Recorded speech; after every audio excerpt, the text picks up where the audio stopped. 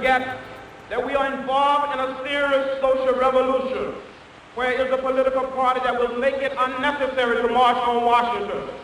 Where is the political party that will make it unnecessary to march in the streets of Birmingham? Those who have said be patient and wait, we must say that we cannot be patient.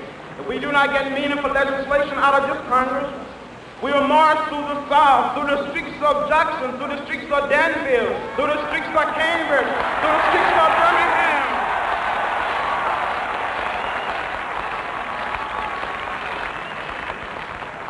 But we will march with the spirit of love and with the spirit of dignity that we have shown here today. We must say, wake up, America, wake up, for we cannot stop, and we will not and cannot be patient.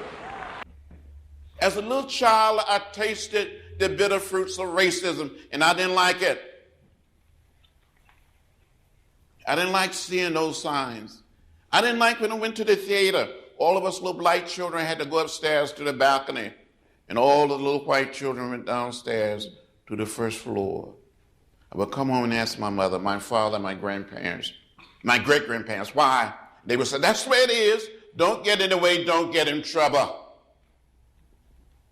But one day in 1955, 15 years old in the 10th grade, I heard about Rosa Parks. I heard the words of Martin Luther King Jr. on old radio. The action of Rosa Parks, the words and leadership of Martin Luther King Jr. inspired me to find a way to get in the way. And I got in trouble. Good trouble. Necessary trouble. As a student in college, we studied the way of peace, the way of love, the way of nonviolence. We studied what Gandhi attempted to do in South Africa, what he accomplished in India. We studied Thoreau and civil disobedience. We studied the great religions of the world. And Andrew Iden will tell you in book 1, March book 1, we start sitting in, black and white college students, black and white high school students. We sitting there in an orderly, peaceful, nonviolent fashion, waiting to be served. And someone would come up and spit on us. They'll put a lighted cigarette out in our hair or down our backs, pour hot water, hot coffee, or hot chocolate on us, pull us off the lunch counter stools. We were orderly, peaceful. Many of us accepted nonviolence as a way of life, as a way of living. But we were charged with disorderly conduct, disturbing the peace. We got arrested. I went to jail the first time on February 27, 1960. Between 1960 and 1966, I was arrested and jailed 40 times for sitting in, for going on a freedom ride, marching for the right to vote, beaten at a Greyhound bus station in South Carolina, beaten at the Greyhound bus station in Montgomery, Alabama, and left bloody and unconscious.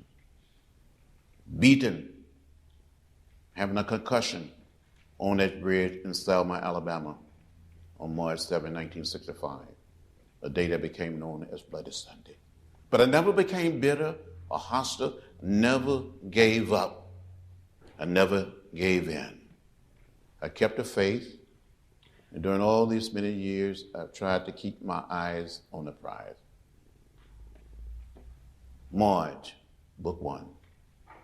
Tell a story of a group of people who stood up together,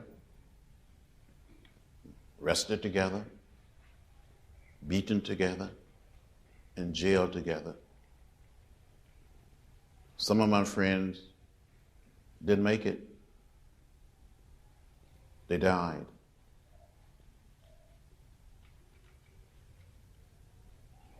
Today, this year, we celebrated, just a few weeks ago, the 50th anniversary of the March on Washington. Back in 1963, August 28, 1963, I was the youngest speaker to march on Washington. And out of the 10 people that spoke that day, I'm the only one still around. So as we write book 2 and book 3, we will tell the whole story, the complete story of a people, of a struggle to make America different, to make America better, and create what we call one people, one family, one house. Because in America, we all live in the same house, the American house. And it doesn't matter whether we are black or white, Latino or Asian American or Native American. On this little planet, this little spaceship that we call Earth, we must learn to live together, as Dr. King would say, or we will perish as fools. Can I give up? Can I give in? Can I become bitter or hostile? We have to march on with hope, with faith, and with love. I was 23 years old at the time of the March on Washington 50 years ago. I remember A. Philip Randolph introducing me. I now present to you young John Lewis, the national chairman of the Student Nonviolent Coordinating Committee. And I stood up and I said to myself, this is it. I looked to my right. I saw hundreds and thousands of young people, many of the young volunteers of the Student Nonviolent Coordinating Committee. I looked to my left and I saw many young people, young men in the trees trying to get a better view of the podium. Then I looked straight out and I started speaking. Those of us in the Student Nonviolent Coordinating Committee wanted the speech to speak for the hundreds and thousands of young people and people not so young that we were working with in the heart of the Deep South. We had prepared a speech that we thought reflected the feelings, the ideas of the people. In the speech, I said something about the Democratic Party and the Republican Party, and I said, where's our party? Some people didn't like that. I said, you tell us to wait.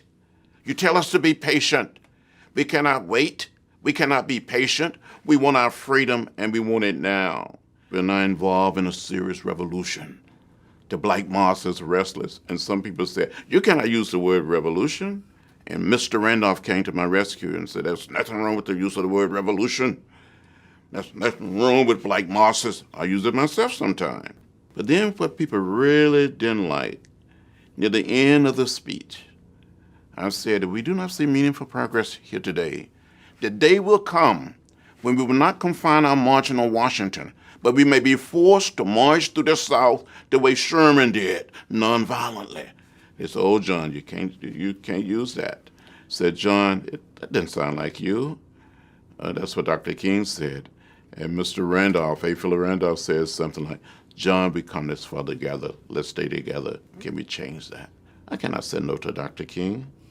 This man that I admired and loved, he was my inspiration, my hero, and I had so much respect for A. Philip Randolph. So we decided to say something like, if we do not see meaningful progress here today, we will march through certain cities, and I call certain cities around the country.